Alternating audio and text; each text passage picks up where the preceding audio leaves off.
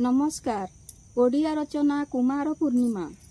आश्विन मास पूर्णिमा तिथि को कुमार पूर्णिमा बा शरद पूर्णिमा कुहा जाए।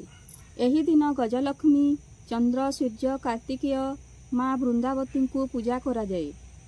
एही दिन कुमारी माने सकाळू गाधोई नुआ वस्त्र परिधान करी सजबाज होइथांती।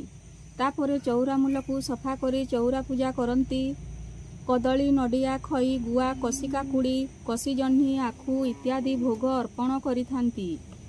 सूर्य देवतांकू मध्य पूजा करी आंजुलारे भोग अर्पण करिथांती।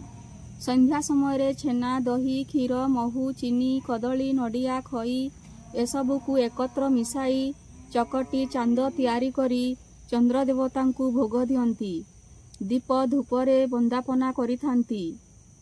एही दिन चंद्र पृथ्वीर अति निकटरे थिबारु तांको आलुअरे अमृत झरे। एही दिन कुमार कार्तिकेयंकर जन्मतिथि अटे। एही दिन माँ लक्ष्मी आविर्भाव होइथिले। से घर घर बुली भक्तंकु आशीर्वाद प्रदान करिथांती। धन्यवाद।